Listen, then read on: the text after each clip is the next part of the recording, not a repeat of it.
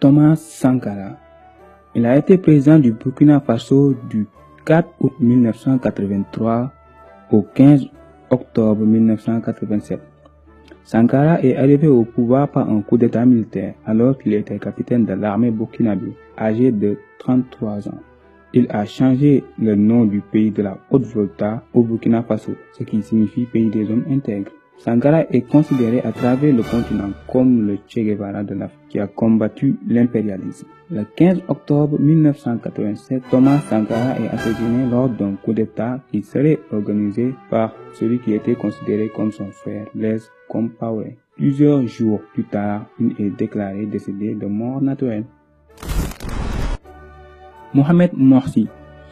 Il est le 5e président de l'Égypte. Morsi est monté au pouvoir le 30 juin 2012, après la chute de Hosni Moubarak. Il a été le premier chef d'État démocratiquement élu de l'Égypte. Il a été forcé de quitter le pouvoir par les militaires du pays le 13 juillet 2013, après les protestations généralisées des Égyptiens. En mai 2015, Morsi est condamné à la prison à vie pour diverses accusations d'espionnage pour les militants étrangers, arrestation et torture de manifestants.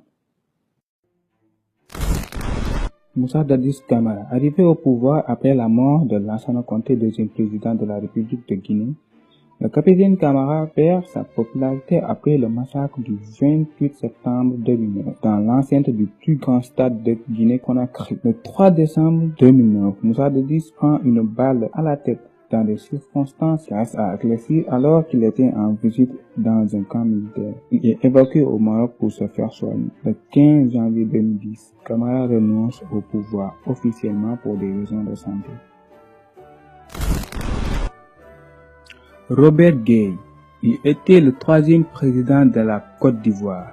Gueye était un dirigeant militaire qui a gouverné la riche nation ivoirienne du 24 décembre 1999 au 26 octobre 2000. Il est arrivé au pouvoir après un coup d'état militaire qui a renversé le président Henri Konaté Diop à la veille de Noël. Gueye a dirigé une junte militaire jusqu'à ce que l'élection ait lieu en octobre 2000.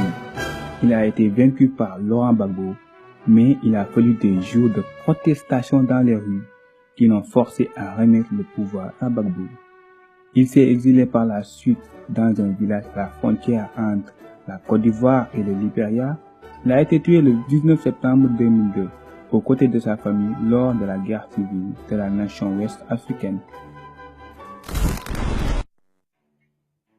Michel Djotodia, il fut le premier président musulman de la République centrafricaine. Djotodia a dirigé la petite nation d'Afrique centrale du 24 mars 2013 au 10 janvier 2014. Avant son ascension au pouvoir, il était le chef du groupe rebelle Seleka.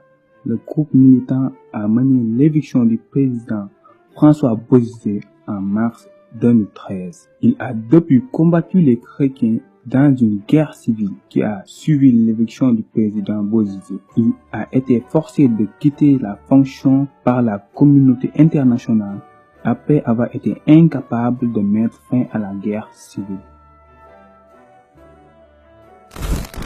Le général Tito Okello, il est arrivé au pouvoir le 29 juillet 1985 après avoir investi le président Milton Obote dans un coup d'état militaire. Le général Okello est renversé le 26 janvier 1986. Il a fait 10 mois au pouvoir. Melchior Ndadaye, premier président démocratiquement élu du Burundi, est le premier Hutu à diriger la nation d'Afrique centrale. Ndadaye est monté au pouvoir le 10 juillet 1993 après avoir remporté les élections. Il a été assassiné 3 mois plus tard, le 21 octobre. Ce coup de force va déchaîner des violences interethniques dans tout le pays, déclenchant une guerre civile qui fera selon les estimations entre 50 000 à 100 000 morts. Youssef Kirondo Loulé, il est le président qui a le plus court mandat présidentiel de l'Ouganda indépendant. Loulé était président pour seulement 68 jours. Il a été élu chef intérimaire du 13 avril 1979. Le 20 juin 1979, il a été renversé par la commission consultative nationale qu'il avait élue. La commission a accusé Loulé de faire des nominations gouvernementales sans la consulter.